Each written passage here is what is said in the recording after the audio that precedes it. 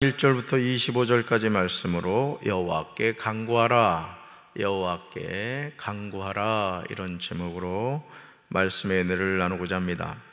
한 세대는 가고 또 옵니다. 이 세상에서 영원히 살 수 있는 사람은 아무도 없습니다. 우리는 누구나 자신에게 주어진 한때를 살아갈 뿐입니다. 그러므로 이 세상에서 영원한 것은 없습니다.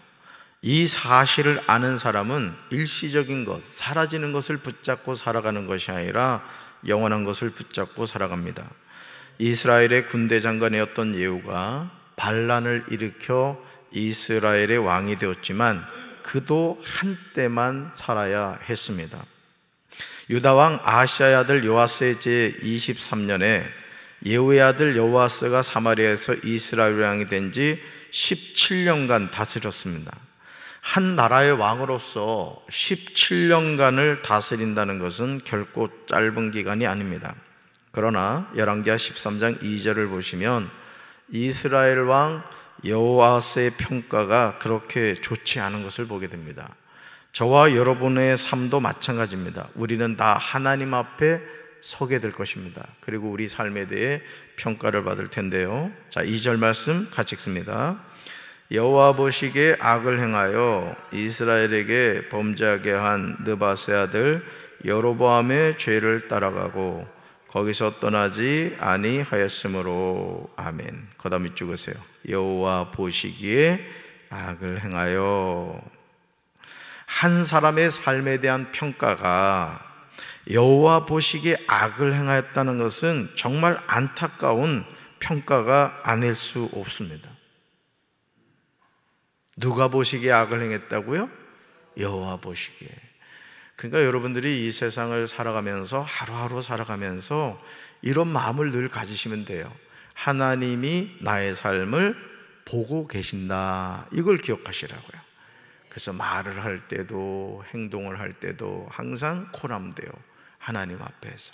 그래서 저도 어머니하고 이렇게 통화를 할 때마다 제가 늘 엄마한테 이렇게 검사하는 게 뭐냐면은 불평하지 말고 감사하며 사시라고 그래요. 그래서 제가 시켜본다고. 따라해 보세요. 저를. 감사합니다. 그럼 감사합니다. 감사합니다. 감사. 그저 감사합니다. 그저 감사. 매일 이거 100번씩 하라고 그러죠. 여러분도 마찬가지예요. 여러분도 오늘 하루 살면서 한번 따라해봐요. 감사합니다. 감사합니다. 그저 감사합니다. 그저라는 것은 이유를 묻지 말고 감사란 말이에요. 아멘. 하루에 몇 번? 100번, 1000번 해도 괜찮아요. 그러니까 우리가 하나님 앞에 우리의 모든 삶이 어떻게 된다? 평가를 받는다. 그렇다면 여호아스가 어떤 삶을 살았기에 이런 평가를 받게 된 것일까? 열왕기 사가는 여호아스가 이스라엘에게 범죄하게 한 느밧의 아들 여로보암의 죄를 따라가고 거기서 떠나지 아니하였다, 이렇게 기록하고 있어요. 멸망의 길을 걸어간 거예요. 그러니까 여러분, 길이라고 다 길이 아닙니다. 우리가 내비게이션 켜고도 잘못 이렇게 가면 어떻게 돼요? 뱅뱅 돈단 말이에요. 뱅뱅. 제가 일이 있어가지고 며칠 전에 이내 기숙사 퇴사시키려고 이제 대전을 갔거든요. 그 어디를 찾아가야 되는데 이젠 좀 꾀가 나가지고 말이죠, 이 내비게이션을 찍었지 뭐야. 이 내비게이션 가지고 제가 카카오 내비가 있거든요. 그래가지고 여기를 찍어가지고는 이제 목적지를 찾아가는데, 사실은 이 내비게이션이 이게 자동차 내비게이션 아니야. 그렇죠? 도보로 걸어가는 거하고 차로 가는 게 다르잖아. 세상에, 걸으면서도 이상한 거야. 알고 봤더니 같은 장소를 뱅뱅 돌고 있는 거예요. 그러니까 여러분, 자동차 내비게이션은 도보로 막 가면 안 되잖아, 차가. 그래가지고는 이게 또 그렇구나. 그래서 우리 장정원 전사한테 이게 도보로 가는 내비게이션이 있는지 배워야 되겠다, 이런 생각을 했습니다만은, 우리가 길이라고요, 사람이 가는 길이 있고 자동차가 가는 길이 있듯이 하나님의 자녀가 가야 되는 길이 있는 거예요. 할렐루야. 그러니까 이걸 잘 분별하면서 사는 것이 지혜다라는 것이죠. 결국 이 일로 말미암아 이스라엘에게 화가 나신 하나님은 이스라엘을 아람 왕 하사엘과 그 아들 베나닷에게 넘겨주어 그들의 지배를 받게 하시죠. 이게 하나님의 심판인 거예요. 여호와 보시기에 악을 행하였던 여호아스가 여호와께 기도를 합니다. 왜냐하면 아람 왕이 이스라엘을 학대하였기 때문이에요. 근데 놀라운 것은요, 이렇게 여로보암의 길을 가던 여호아스의 기도를 하나님이 들으셨다, 듣지 않으셨다? 들으셨다는 거예요. 따라서 하나님은 우리의 간구를 들으십니다. 아멘이십니까? 하나님은 아람 왕이 이스라엘을 학대하는 것을 지켜보고 계셨던 거예요. 그러니까 하나님은 항상 우리가 뭐 하기를 원하신다? 기도하기를 원하신다는 거예요. 그리고 하나님의 이름을 불러주기를 기뻐하신다고요. 할렐루야. 그렇잖아요. 여러분, 자녀가 이렇게 같은 공간 안에 있어도 아빠, 엄마 하고 부르면 여러분 어떡하세요? 왜? 하고 대답하잖아요. 여러분, 하나님은 무소부지하시다고요. 어느 곳에나 계신다고요. 그런데 중요한 것은 우리가 그 하나님을 자꾸 불러야 되는 거예요. 하루에 1000번이고 10,000번이고 자꾸 불러야 돼요. 사람도 그렇습니다. 자꾸 만나면 정이 드는 거야. 어떻게 저하고 같이 지내보니 정이 들어요? 오늘 새벽기도 하는 사람은 정이 드는 거야. 제가 금강둔치 가서도 이렇게 자전거를 타면서 이렇게 우리 성도들이 걸어가면 내가 쌩까지 않는다고 권사님 하면 어떤 분은 화들짝 놀라. 내가 미안해가지고 부를 때 그냥 놀라지 않았으면 좋겠어. 어쨌든 부르면은 대답하는 거예요. 우리 하나님도 마찬가지인 줄로 믿습니다. 정말 단순하게 보이는 내용이지만 우리는 여기서 긍휼이 풍성하신 하나님의 사랑을 느낍니다. 저와 여러분이 자녀를 낳고 부모가 되어서 느끼게 되는 것이 무엇이죠? 자녀를 위해서라면 나에게 있는 모든 것이 아깝지 않다는 거예요. 그러니까 여러분, 우리 부모들이 이렇게 보면 참 바보 같아요. 먹고 살만 해도 죽을 때까지 일을 해. 죽을 때까지. 왜? 자녀에게 좀 더 좋은 것을 해주고 싶은 마음 때문에 그렇거든요. 우리 자식들이 그걸 몰라서 이제 문제긴 합니다만은 어쨌든 부모로서 그런 마음을 가지고 있다고요. 그 마음을 누가 주신 걸까요? 하나님이 주신 거라고. 그러니까 여러분, 하나님은요, 시편 121편 보면 졸지도 않으시고 주무시지도 않으신다고. 불꽃 같은 눈동자 우리를 지켜보신다고요. 이게 뭐와 같으냐면, 여러분 손주 손자가 여러분 집에 놀러 왔단 말이에요. 그러면 할아버지 할머니는 불꽃 같은 눈동자로 그 손주 손녀를 지켜본다고요. 왜? 어디 넘어져서 다칠까 봐. 우리 하나님이 우리를 그렇게 지켜보고 계신 줄로 믿습니다. 우리 하나님도 마찬가지예요. 그래서 허물과 부족함이 많은 우리를 위해서 아들을 주신 거예요. 우리가 매일 매순간 깨달아야 하는 것은 독생자를 주신 하나님의 놀라운 사랑입니다. 여로보암의 죄를 따라가고 떠나지 아니하는 여호아스가 뭐가 예쁘다고 하나님은 그의 간구를 들어주신단 말입니까? 하지만 하나님은 기도할 때 들으세요. 따라서 하나님은 우리가 기도할 때 들으십니다. 아멘. 그러니까 여러분들이 항상 놓치지 말아야 될 것은 하나님은 우리의 기도를 들으신다. 나는 하나님의 자녀다. 이걸 잊지 마세요. 그러므로 이제 우리는 어떤 경우에도 살아계신 하나님을 의지하며 살아야 될 줄로 믿습니다. 우리 인생이 형통할 때나 우리 인생이 불통할 때나 여러분, 우리의 삶은 하나님의 섭리 속에 있는 줄로 믿습니다. 나의 삶이 완벽하지 못하다 하더라도 낙심할 이유가 없습니다. 우리가 있는 모습 그대로 하나님 앞에 나아가면 우리를 불쌍히 여기신 하나님이 우리를 받아주실 줄로 믿습니다. 그래서 어린 시절 우리가 밖에서 막 놀다가 넘어져가지고 무릎이 까져가지고 피가 철철 나잖아요. 그럼 누구한테 달려가? 엄마한테 달려간다고. 엄마 하면서 달려가면 어떻게? 엄마가 빨간 약 발라준단 말이에요. 얼마나 아팠냐고. 그러면 더 눈물 나잖아요. 그죠? 우리 하나님도 마찬가지입니다. 우리 하나님도 우리를 받아주시고 우리를 치료해 주시는 줄로 믿습니다. 여호와스의 간구를 들으신 하나님은 이에 구원자를 이스라엘에게 주십니다. 이스라엘 자손이 아람 사람의 손에서 벗어나 전과 같이 자기 장막에 거하게 되죠.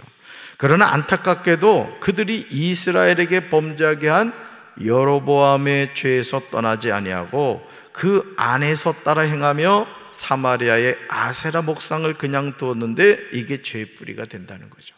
그러니까 여러분, 항상 우리 자신이 그렇잖아요. 우리 자신이 자신의 몸을 여러분 아침에 일어나면 여러분 새벽 기도 오기 전에 그래도 얼굴은 씻고 왔지? 예, 씻고 온단 말이에요. 그리고 또 하루를 시작할 때 또 양치하고 또 얼굴 씻는단 말이에요. 저녁에 주무시기 전에 또 얼굴 씻고 잔단 말이에요. 여러분, 우리 육체도 이렇게 씻듯이 우리 마음과 영혼도 예수의 보혈로 무시로 씻어야 될 줄로 믿습니다. 우리 안에 알게 모르게 이 여로보암의 죄, 이 우상이 있단 말이에요. 우상이. 그러니까 우리가 영적으로 깨어있지 않으면은 항상 이 성령님과 함께 살아야 되는데 마귀와 함께 살아갈 수가 있다는 거죠. 아람 왕이 여호아스의 군대를 공격하여 타작마당에 먼지같이 만들었기 때문에 여호아스에게는 겨우 기마병 50명과 병거 10대와 보병 10,000명만이 남았습니다. 사랑하는 성도 여러분, 우리는 여호아스의 모습을 보면서 한 가지 중요한 사실을 깨달아야 돼요. 하나님은 지금도 살아계신다는 거예요. 믿습니까? 그러니까 여러분, 우리가 캄캄한 밤에 길을 갈지라도 하나님이 나와 함께 하신다는 사실을 깨달으면 우리가 두려워해요, 두려워하잖아요? 두려워하지 않는다면. 예, 여러분, 우리가 하나님 살아계심을 분명히 믿고 살아가는 게 중요한 거야. 믿습니까? 하나님은 이 세상 역사를 주관하시고 하나님의 자녀가 그릇된 길을 갈 때 하나님은 즉시 징계하시는 거예요. 여러분, 그러니까 여러분, 우리 부모도 그렇습니다. 여러분, 부모도요, 이렇게 자녀가 이렇게 뭐 예를 들어 5이 있다. 그러면 이 자녀들도 이렇게 보면은 알아서 잘하는 자녀가 있어. 알아서 그냥 부모님 걱정 끼치지 않고 그냥 알아서 잘해, 그냥. 근데 어떤 자녀는 상당히 좀 힘들게 하는 자녀가 있어. 또 어떤 자녀는 이거는 신경 안 써주면 이거 진짜 걱정이 되는 자녀가 있다고요. 여러분, 하나님이 우리를 바라보실 때 알아서 잘하는 자녀는 그냥 싱긋이 미소만 지으신다고. 속색이는 자녀는 하나님도 마음 아픈 거야. 근데 이게 비리비리한 자녀는 하나님도 이게 보통 마음 쓰시는 게 아니란 말이에요. 그렇다고 또 비리비리하지 말고, 어쨌든 하나님의 마음, 우리 부모의 마음은 연약한 자녀에 대해서 더 마음 쓰게 되어 있다고요. 그렇기 때문에 우리가 그 하나님을 바라보면 우리는 어떤 상황에도 낙심하지 않고 소망을 갖게 되는 줄로 믿습니다. 하나님 살아계신 거 믿죠? 그럼요, 그렇습니다. 그러니까 여러분들이 자녀를 위해서 기도할 때도, 여러분 가정을 위해서 기도할 때도, 우리 교회를 위해서, 우리 나라를 위해서 기도할 때도 우리가 의지할 분은 하나님밖에 없는 줄로 믿습니다. 할렐루야. 사무엘하 7장 14절에서요, 하나님이 선지자 나단을 다윗에게 보내서 하시는 말씀을 우리가 주목해서 들어야 돼요. 주목해서. 우리 말씀 같이 읽습니다. 나는 그에게 아버지가 되고 그는 내게 아들이 되리니 그가 만일 죄를 범하면 내가 사람의 매와 인생의 채찍으로 징계하려니와. 아멘. 하나님은 다윗에게 뭐가 된대요? 아버지가 된대요. 다윗은 하나님의 아들이 된대요. 여러분, 하나님이 우리 아버지신 줄로 믿습니다. 우리는 하나님의 자녀인 줄로 믿습니다. 그러니까 여러분, 우리가 죽을 때까지 아버지가 하나님을 의지하고 살아가면 되는 거예요. 잘 될 때나 안 될 때나, 건강할 때나 병들었을 때나, 어떤 경우에도 우리가 하나님을 바라보면 되는 거예요. 여러분, 아무리 사랑하는 부부도요, 부부도 먼저 떠나기도 하고 그런 거야. 우리 인생을 끝까지 책임지신 분은 하나님이신 줄로 믿습니다. 그래서 하나님 바라봐야 돼요. 자식 바라보지도 말라고. 그럼 끝까지 하나님 바라보고 하나님 더 많이 사랑하고. 아멘. 여러분, 하루 일을 살면서도요, 저는 이게 새벽에 이렇게 나와서 기도할 때 제가 첫 번째 고백하는 게 이거예요. 따라해봅시다. 하나님 사랑합니다. 이거 비밀 알려주면 안 되는데, 저는 기도할 때 가장 먼저 고백하는 게 하나님 사랑합니다. 제가 제일 사랑합니다. 이런다고. 여러분도 그러시라고요. 하나님 사랑하며 사는 것이 하나님 자녀의 가장 중요한 일이에요. 믿습니까? 그렇습니다. 얼마나 감동적인 말씀입니까? 그러나 다윗이 만일 죄를 범하면 하나님께서 사람의 매와 인생의 채찍으로 다윗을 징계하겠다고 말씀하십니다. 부모가 자녀를 징계하는 이유는 다른 것이 아니에요. 사랑하는 자녀이기 때문에 매를 들어 징계하는 겁니다. 여러분, 오늘 우리 부모들이 학교 선생님들한테 잘못하는 것 가운데 하나가 이 징계의 문제라고요. 징계의 문제. 초등학교에서 애가 말이지, 수업 시간에 말이지, 이게 스마트폰을 가지고 이렇게 만지작거리고 있었던 거예요. 그러면 여러분, 제대로 된 선생님이면은 그거 가만 놔둬야 돼요? 스마트폰 압수해야 돼요? 당연히 압수해야 되죠. 그래서 선생님이 그거를 수업 끝나고 줄게 하고서 이걸 압수해가지고 가져왔더라고요. 그랬더니 이 녀석이 막 그냥 책상을 집어던지고 막 난리를 피우더라고요. 그 부모님한테 전화를 했더니 세상에 부모님도 걸작이요, 왜 핸드폰을 빼앗았냐고 선생님을 책망을 하더라는 거야. 그러니 그 아이가 커서 나중에 어떻게 되겠어? 그러니까 여러분, 하나님이 징계를 하신다는 것은 뭐냐? 사랑하신다는 뜻입니다. 그러니까 우리가 살아가면서 우리가 온전하지 않기 때문에 하나님 앞에 실수할 때도 있고, 때로는 죄를 질 때도 있고, 또 하나님 마음을 아프게 할 때가 있다고요. 그때 하나님이 요놈 하고 이렇게 징계를 하실 수 있는 거예요. 그러면 우린 그때 어떻게 하면 돼? 두 손 번쩍 들고 항복하면 되는 거예요. 전쟁에서도 여러분, 항복하면 살려줍니다. 우리는 하나님 앞에 늘 항복해야 될 줄로 믿습니다. 할렐루야. 자녀를 징계할 때 어느 부모가 마음이 편하겠습니까? 자녀에게 채찍을 낼 때 부모님의 마음은 더욱 아프죠. 더욱 고통스럽습니다. 하지만 그렇게 하는 이유는 자녀가 잘 되기를 바라는 부모로서의 간절한 소망이 있기에 징계하는 것입니다. 오늘 저와 여러분은 아버지 하나님의 이런 마음을 알고 계십니까? 혹시 여러분 가운데 여로보암의 길을 가고 있음에도 그 사실을 알지 못하고 살고 있진 않아요? 이제 우리는 자신의 삶을 돌이켜봐야 될 줄로 믿습니다. 자신의 삶을 살펴봐야 돼요. 나이를 먹을수록 여러분이 나이 들음에 대해서 깊이 고민하고, 교회에서도 장로님, 권사님 정도 되면 말이죠, 정말 우리 성도들을 위해서 기도할 수도 있고, 신앙의 본이 되어야 된다고. 본이. 장로님들은 말할 것도 없어. 장로님들은 간도 쓸개도 다 빼버려야 돼. 항상 성도를 위해서. 어느 성도가 뭐 아프다, 또 뭐 이런 일이 있다 그러면 조용히 동네방네 떠들지 말고 위해서 기도해 주고.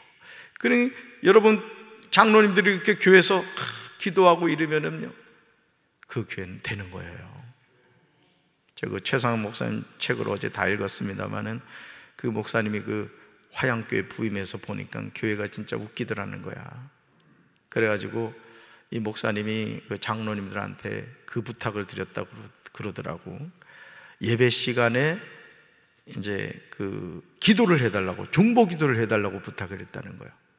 예를 들어서 이제 보통 이제 하기교에서 제가 사역할 때도 7시 예배, 9시 예배, 11시 예배 보통 이렇게 했거든요. 그럼 보통 교회 헌신하는 분들은 7시 예배를 참석하는 거예요. 그리고 그 예배를 드린 이후 그때부터는 교회에 사역을 하고 교회 둘러보고 이제 이런 일을 하는데, 이제 장로님들한테 이제 그렇게 부탁을 했더니 처음에는 표정이 똥 씹은 얼굴을 하더라는 거야. 근데 이제 목사님의 말씀에 이제 순종해가지고 이제 장로님들이 이제 예를 들어 9시 예배를 드린다. 그 목사님이 설교를 할 거 아니에요? 그럼 장로님들이 뭐 열 몇 분이라나, 그런데 이제 그 시간에 중보기도를 하는 거예요. 중보기도. 근데 이제 목사님 얘기가 말씀을 전하는데 그 말씀이 그 말씀인 것 같은데 다르더라는 거예요. 그래서 사실 이제 홍성제일교회에서도 제가 목회를 할 때 그 1층 제일 구석 오른쪽에 선교회 그 방이 있었어요. 방이. 근데 거기가 마귀의 소굴이었어. 마귀의 소굴. 꼭 이 교회마다 보면은 그런 사람들이 있어. 그런 장소에 모이면은 그냥 교회에 대해서, 담임 목사님에 대해서 하여간 남의 얘기하면 막 은혜 받는 사람들이 있어요. 그리고 들어가 버렸더니 얼마나 우중충한지. 그래가지고 제가 기도하는 가운데 그걸 그냥 싹 밀어버리고는 거기다 중보기도실을 만들어버렸지. 근데 거기 위치가 또 해필 강대상 밑이에요. 강대상 밑. 그래서 밑에서 기도의 불을 지펴라. 그랬지. 그래가지고 이제 그 기도 많이 하시는 권사님한테 그 사명을 맡겨가지고 주일마다 이제 그렇게 기도를 했거든요. 그래서 그 최상원 목사님도 그렇게 했다는 거예요. 그 장로님들이 처음에는 좀 표정이 그랬는데 이제 순종하면서 이렇게 기도하니까 이 막 느껴지더라는 거예요. 말씀에 이래 능력이 나가는 게 느껴지더라는 거예요. 여러분, 오늘도 마찬가지예요.